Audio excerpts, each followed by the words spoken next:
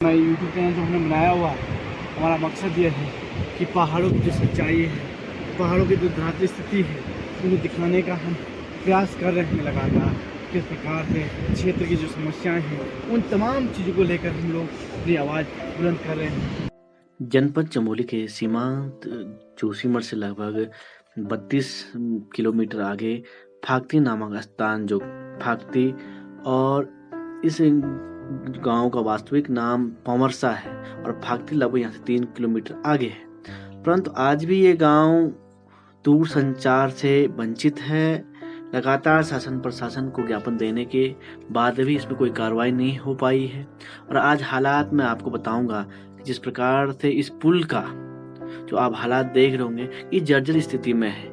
कई बार शासन प्रशासन ज्ञापन देने के बाद भी इस पर कोई कार्रवाई नहीं हो पाई है। हालांकि विगत चुनाव से पहले इसमें एक शासन PWD द्वारा प्रस्ताव जारी हुआ था कि जल्द ही फाक्ती तक 2 किलोमीटर सड़क निर्माण कार्य किया जाएगा, चट्टान कटिंग और सड़क निर्माण कार्य किया जाए, परंतु अभी तक नहीं हो पाया है। और आज चुनाव के काफी समय बीत जाने के बाद भी आज स्थिति जस की तस बनी हुई है।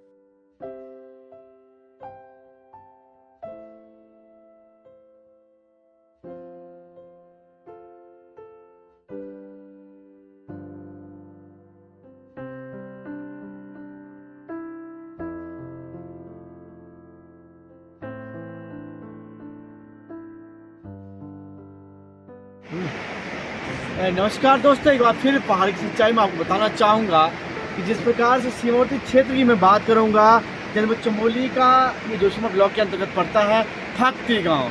हालांकि इस फाक्ती गांव का नाम जो है पमरसा कहते हैं और फाक्ती गांव यहाँ से लगभग 3 किलोमीटर आगे है कहीं ना कहीं। हालांकि मैं आपको बताना चाहूँगा कि जिस प्रकार से लगातार सीमावर्ती क्षेत्र में आपको विकास और क्षेत्र के जो मुद्दे हैं वो तमाम चीज़ों को हम अपने यूट्यूब चैनल में बारीकी पहाड़ को वासी के साथ एक बार फिर गोविंद सिंह रावत जी के साथ बताएंगे। जिस प्रकार से आपको बताना चाहूँगा कि जो ये पुल आप देख रहे होंगे साथियों, ये पुल जो है कि ये अंग्रेज़ों के ज़माने का पुल माना जाता है। माना कि आज़ादी के पहले ये पुल का निर्माण हुआ था और आज़ादी के आज, हालांकि मैं आपको बताना चाहूँगा कि आज़ादी की 75वीं अमृत महोत्सव तो देश दुनिया में सभी लोगों ने मनाया होगा। कहीं ना कहीं एक सिस्टम रहा होगा शायद कि देश की आज़ादी में हम लोगों ने एक बड़ा योगदान दे दिया है। परंतु आज मैं सीमावर्ती क्षेत्र की बात करूंगा तो जनपद चमोली के सीमावर्ती क्षेत्र ये पूरा क्षेत्र है, ये बलारी वैली से जुड़ा हुआ गांव है और एक हालांकि फाक्ती गांव है। ये आज़ादी से पहले इस पुल का निर्माण हुआ था। आपको दिखाना चाहूँगा कि जिस प्रकार से आज पुल की स्थिति आप देख रहे होंगे, इस प्रकार से उनकी जो स्थिति है जो हालत आप देख रहे होंगे, किस प्रकार से लगभग इसमें एक साथ लगभग 10 से अधिक लोग नहीं जा सकते हैं। इसलिए नहीं जा सकते हैं उनकी जो कंडीशन है वो जर्जर हालात में है। हालांकि आपको दिखाना चाहूँगा बीच में जिस प्रकार से आपने सुना होगा कि गुजरात था मोरबी पुल में जिसमें कई सैकड़ों लोगों ने अपनी जान गंवाई थी, वही स्थिति आज जनपद चमोली के सीमावर्ती क्षेत्र में है कहीं ना कहीं। हालांकि आपको दिखाना चाहूँगा कि पुल आप देख रहे होंगे, ये पुल वो पुल है जो आज़ादी से पहले बनी हुई पुल है। मतलब आज तक इसमें ना रिपेयरिंग हुआ है, ना ही इसमें कोई विभाग द्वारा कोई उचित कार्रवाई की गई। क्योंकि यहाँ पे लगभग 28 से 30 परिवार रहते हैं, 28 से 30 परिवार। और कभी यहाँ मैं कहूँगा कि यहाँ पे जो हालांकि हमारे क्षेत्र के लोग हैं, शादी ब्याह, कई मामले शादी ब्याह और कोई कार्यक्रम यहाँ पे होते रहते हैं। अब जिस प्रकार से आप देख रहे हैं पुल की स्थिति, आप देख किस प्रकार से पुल की स्थिति बनी हुई है, आप देखिए, आप देख लेंगे किस प्रकार से एक सेफ्टी वॉल की सेफ्टी हम कह देंगे जब कुछ चीज़ को हम उसको बांधते हैं किस प्रकार से बांधा गया है। आप देखेंगे ये तारों से बांधा गया है। और हालांकि इतना बड़ा पुल है, 28 से 32 लोग यहाँ पे रहते हैं। अब देखिए किस स्थिति में पुल की स्थिति है। पूरे जो यहाँ पे ये जो पुल का स्थिति आप देख लेंगे, ये लोहे हैं, पूरे जंग लग चुका है। इनको तारों की मदद से, जो बिजली के तार होते हैं उनकी मदद से इनको बांधा गया है।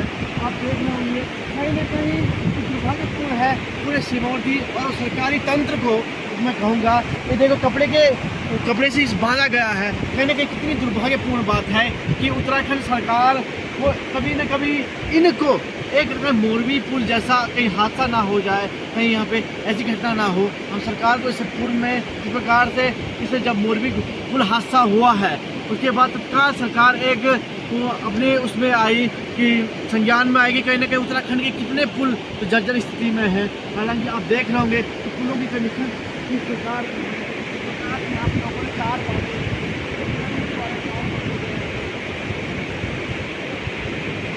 स्थिति में है।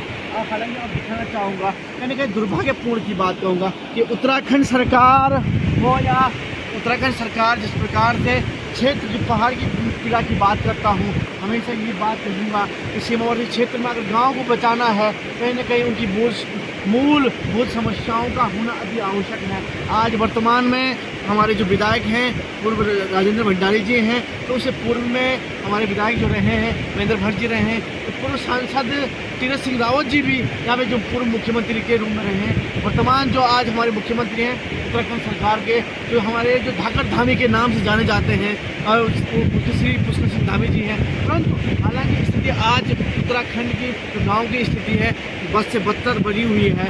आज गांव को देखने के लिए कोई अधिकारी मौजूद नहीं है, कोई लोग नहीं। हालांकि कोई घटना घट जाती है उसकी जिम्मेदारी लेगा कौन? अगर कोई घटना घट जाती है उसकी जिम्मेदारी लेने कौन लेगा? उसके बाद के सरकारी तंत्र या क्षेत्रीय नेता हैं, हमारे जनप्रतिनिधि हैं, हम लोग आपस में लड़ते रहते हैं कि हमारी जो राजनीति है कि भाई हमें भाजपा का हूँ, मैं कांग्रेस का। इन मुद्दों को छोड़कर मैं चाहूँगा कि कहने का उत्तराखंड के उन जन नेताओं को अपने गाँव के बारे में, अपने क्षेत्र के बारे में समझने की आवश्यकता है। इस प्रकार लगातार हमारे क्षेत्रों में अधिकांश क्षेत्र आप देख रहे हो किस प्रकार से डामरीकरण हुआ है। ये अब टीनें दिख रही हैं अंदर से, पूरे भावना की दृश्य है। कहीं ना कहीं दुर्भाग्यपूर्ण मैं कहूँगा, कहीं ना कहीं उत्तराखंड के लोगों को जागने की जरूरत है, पहाड़ के लोगों को जागने की जरूरत है। हालांकि अगर हम लोग नहीं जागे आने वाले भविष्य में कहीं मोरबी पुल की तरह ये हादसाएँ हो सकती हैं। और हमें देखो लगातार हम क्षेत्रीय अब यूट्यूब चैनल के माध्यम से दिखा रहे हैं कि कहीं ना कहीं पहाड़ की सच्चाई क्या है, वास्तव में पहाड़ों में काम हो रहा है या नहीं, इन चीज़ों को हम दिखाने की कोशिश करते हैं। आप देख रहे हैं लगातार हम अपने यूट्यूब चैनल के माध्यम से बन रहे हैं। और आज हमारे जो कैमरामैन हैं कि पहाड़ों को वासी के साथ हम लोग यहाँ पे आए हैं मौके पर, तो आप देख रहे हैं लगातार क्योंकि एक पेड़ के सहारे ये पूरा ये जो आप देख रहे हैं जो ग्रिल है ये टिका हुआ है, ये पेड़ के सहारे हैं साथियों।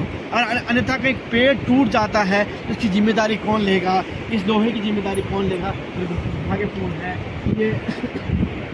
ये जो पुल है, ये पुल जो है ये अंग्रेज जो कहते हैं कि आज़ादी से पहले पुल का निर्माण हुआ था। आज भी ये जर्जर हालतों में है। देखिए हो सकता है उस ज़माने में यहाँ पे दरवाज़ा रहा होगा, परंतु आज मैं आपको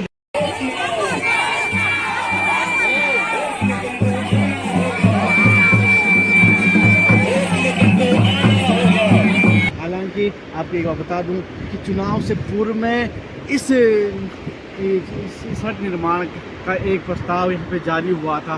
बिजली विभाग ने लगभग चट्टान कटिंग का जो 2 किलोमीटर था उसके लिए प्रस्ताव जारी किया था, परंतु हालांकि अभी कोई जो ज़मीनी हकीकत बताऊँगा तो उसमें कोई कार्रवाई नहीं हो पाई है। कहीं ना कहीं दुर्भाग्यपूर्ण है। और जिस प्रकार से हमारा उद्देश्य नहीं रहता कि हम आपको विभिन्न रूपों से जो जिस प्रकार से लोग चैनल वीडियो बना रहे हैं, तो हमारा उद्देश्य रहता है कहीं ना कहीं पहाड़ को बचाना है, तो हकीकत हमको पहाड़ की दिखाने की आवश्यकता है, जिससे कि हमारा गांव बचे, हमारा क्षेत्र बचे, हमारे लोग बचे। कहीं ना कहीं पहाड़ को पलायन से हम रोक सकते हैं। कहीं ना कहीं तमाम जो संसाधन हमारे अगर ये गाँव में उपलब्ध होंगे तो हमें आज गाँव छोड़ने की आवश्यकता नहीं होगी। ये बड़ा एक मुद्दा है। कहीं ना कहीं शासन को इस बारे में सोचने की आवश्यकता है कि आज भी गाँव की स्थिति क्या है।